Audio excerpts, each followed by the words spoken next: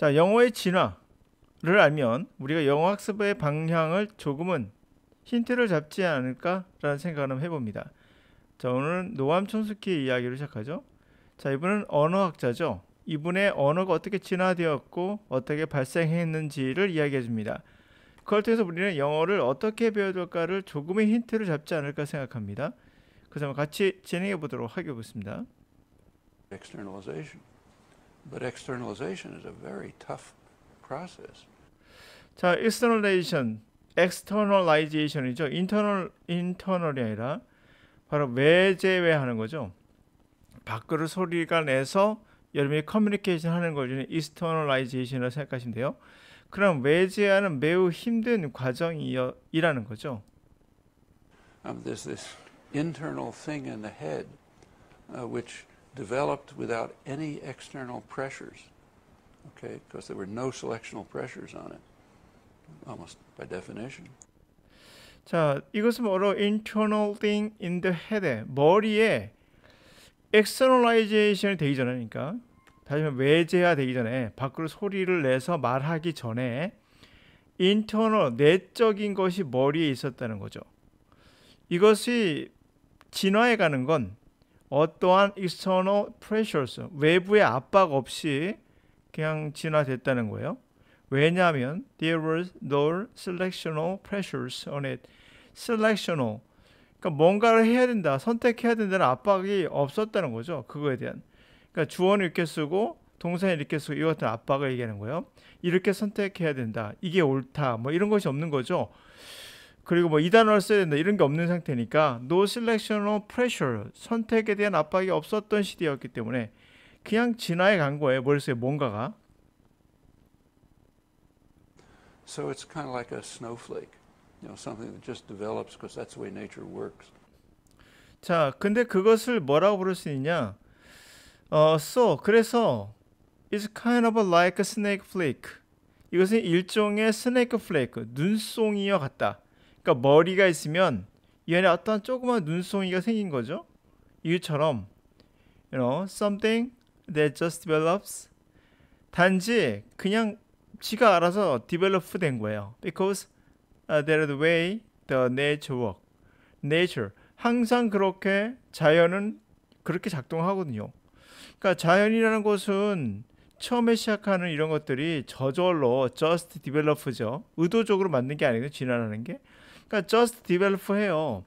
이것은 자연이 항상 그렇기 때문에 결국에는 눈송이처럼 뭔가 머리에 생겼다는 거죠.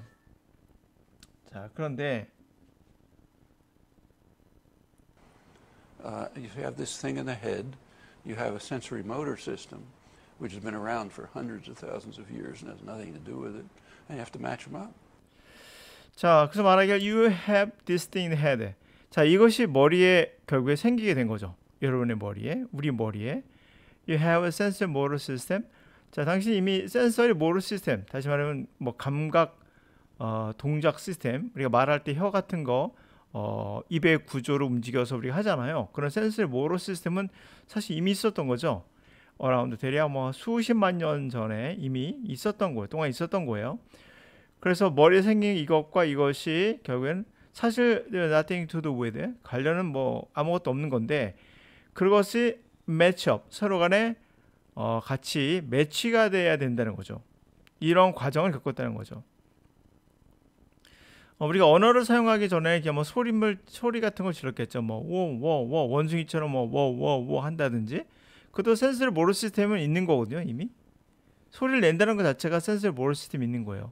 근데 사실 이거하고 우리가 말하고 있는 머릿속에 있는 스노우플레이크 같은 이 눈송이와는 뭐 관련이 없는 거잖아요. 처음에는. 근데 나중에 이제 매치업이 된다는 거죠. 서로 매치시켜서 하게 된다는 거예요.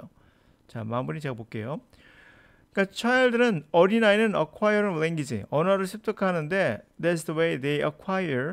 자, 그것은 그들이 acquire 해요. 그러나 nobody teach you. 아무도 여러분을 가르치지 않은 것처럼 그냥 습득을 하게 되는 거예요. You don't learn the kind of things I've mentioned at the beginning. 그러니까 당신은 그러한 종류의 것들, 내가 앞에서 언급했던, 치제가 언급했던, 이게 눈송이라 봐야겠죠, 아마도 스노우플레이크 같은. 자, 눈송이라고 말했던 이것에 관한 것을 여러분들이 배우지는 않았어요. Which is probably just part of the way the snowflake works.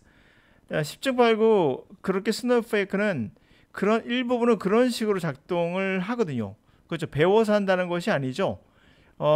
그냥 여러분들이 그냥 알고 있는 거예요. And then 그래서 of course once you have externalization, 당신의 외면화가 되면 소리를 내기 시작하는 거죠. 그러면 당신은 could have some kind of communication, 일종의 커뮤니케이션 할 수 있게 되는 겁니다. 우리 여기서 한번 힌트를 잡을 수 있을 것 같아요. 무슨 말 이런 이야기를 많이 합니다. 어떤 분들도 나는 처음에 뭐 리스닝과 리딩을 중심으로 했는데 나중에 스피킹이 해외 나가서 정말 빠르게 되더라라는 이야기를 해요. 어찌 보면 여기에서 힌트를 좀 얻을 수 있을 것 같기도 합니다. 바로 외부의 압박이 없다는 말은 뭐예요? 선택의 압박이 없다는 게 뭐죠? 우리가 말하는 문법을 얘기하는 거예요. 문법 같은 거. 그런 거 없이 발전했기 때문에 언어라는 게 자체가 그래요. 그렇기 때문에 제가 문법을 몰라도 해석이 돼야 되는 게 정상이라고 보는 겁니다. 왜? 우리 뇌에는 이미 스노우플레이크라는 게 들어가 있거든요. 이게요. 그래서 일종의 플레이크가 있고 이것은 just develop, 그냥 진화해 간 거예요. 그렇죠? 자연이 항상 그러하죠. 저절로 생기고 저절로 가는 거에 목적성이 없는 거니까.